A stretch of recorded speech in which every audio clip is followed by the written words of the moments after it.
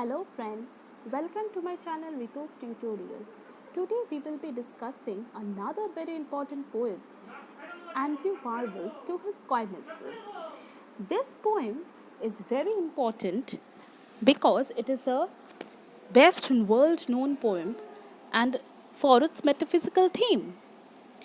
Now, this poem was published in 1681 and it was published after Marvell's death. Now, Marvell is known today as one of the metaphysical poets after John Donne. To His Coy Mistress is a clever, well structured poem and also a dramatic monologue effect.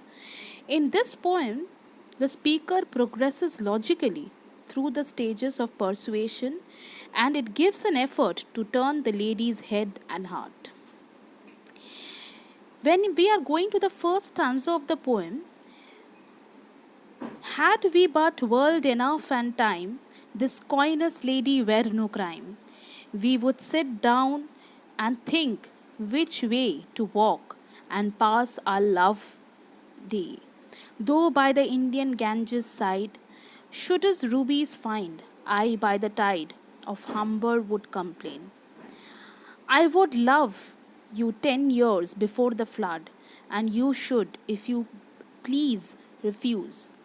Till the conversion of the till the conversion of the Jews, my vegetable love should grow, vaster than empires and more slow, and 100 years should go to praise thine eyes and on thine forehead gaze.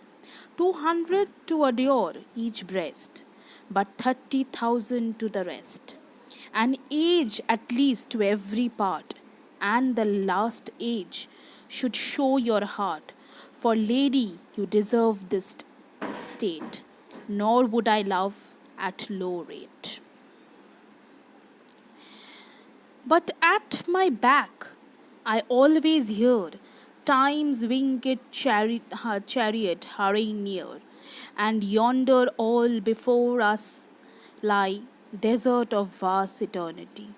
Thy beauty shall no more be found, nor in thy marble vault shall sound. My echoing song then worms shall try that long preserved virginity, and your quaint honor turn to dust, and into ashes all my lust. The grave's fine and private place, but none, I think, do there embrace. Now, therefore, while the youthful hue sit on thy skin like morning dew, and while thy willing soul transpires at every pore with instant fires, now let us sport us while we may, and now like in amorous birds of prey. Rather at once our time devour than languish in his slow chapped power. Let us roll all our strength and all our sweetness up into one ball, and tear our pleasure with rough strife through the iron gates of life. Thus, though we cannot make our sun stand still, yet we will make him run. So, if we move on to the first stanza of the poem, we will be seeing that To His Coy Mistress is a clever, well structured poem, and the effect of the poem is given a very unique one, which is called a dramatic monologue effect. Basically, this poem gives us an argument.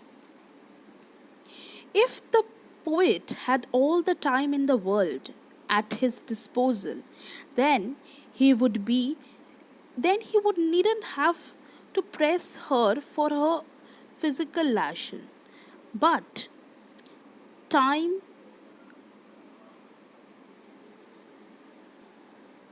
but this poem explores the realm of human mortality, approaching the seriousness of this finite reality with humor, logic, and ironic reflection. Thus, To His Coy Mistress is a witty exploration of the traditional Carpe Diem theme. Now, on the surface, if we look, the poem functions extremely effective as the lover's argument in favor of pursuing pleasure.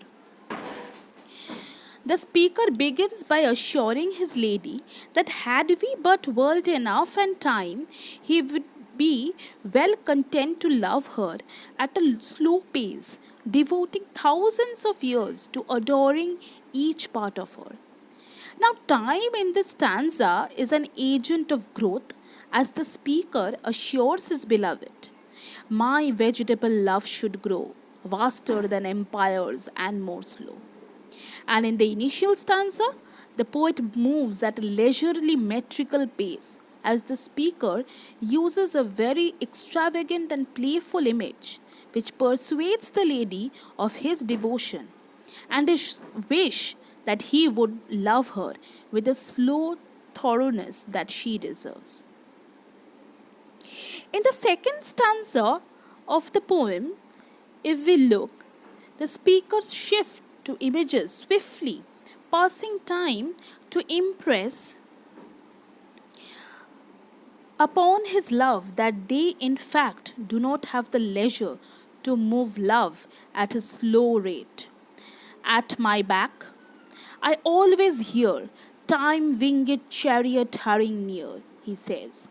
Now, time in this poem is very destructive and the meter moves rapidly.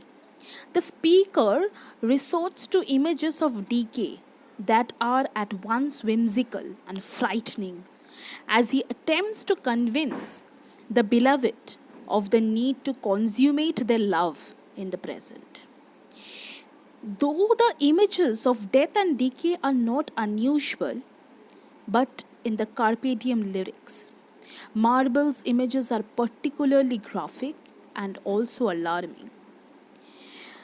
Now we have to look out that the speaker employs a dark humor as he ironically comments that the grave's fine and private place, but none, I think, do dare embrace. These two lines are very important in this poem.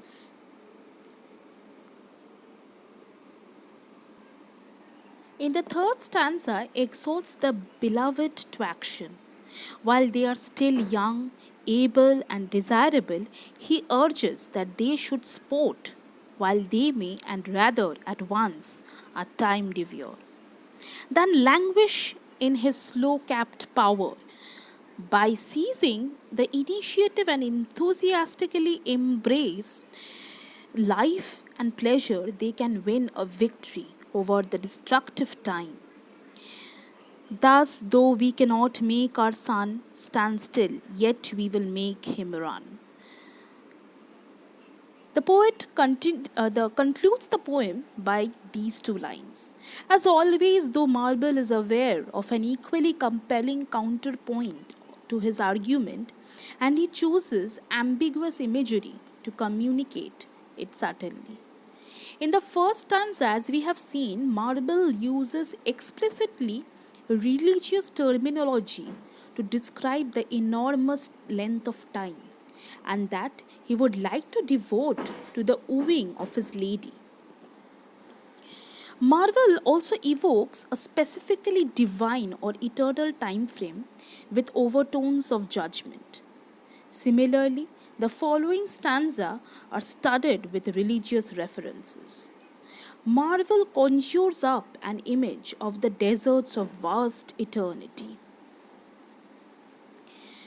and that lie before the lovers, an image that may spur his beloved to action in this life, but may just as well remind her of her eternal afterlife.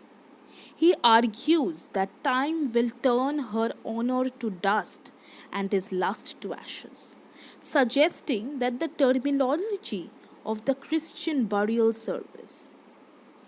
He refers to the way which is perhaps merely in his hopes that her willing soul will transpire one day at every pore with instant fires. Now, in the final stanza of the poem, the poet urges action, presents a problematic vision of love. He compares himself and his lover to sportive animals, specifically amorous birds of prey, which is a very odd image to use in attempting to win his lady. Now, the love that he describes seems rough and violent, and he suggests that they devour their time and says, "Let us tear our pleasures with rough strife, thorough the iron grates of life." Now, the lines that have a rather strange and unromantic ring and qualify the speaker's ostensibly enthusiastic description of love is described. Love, as described in this stanza, is not conventionally sweet, but it is sentimental and vaguely dangerous, threatening beneath the surface. Marvel seems to be issuing a warning as much as extoration. More than a love poem, to his coy mistress is a meditation on time and death. Now, Marvel in this poem dramatizes the question, what are the implications of physicality and mortality? In using time most wisely, should one focus on his life or the afterlife? Marvel avoids a simple conventional answer, and the poem works well as an argument for either view. So, friends, if you have liked my critical analysis of this poem to his coy mistress, please subscribe to my channel, comment, like, and share.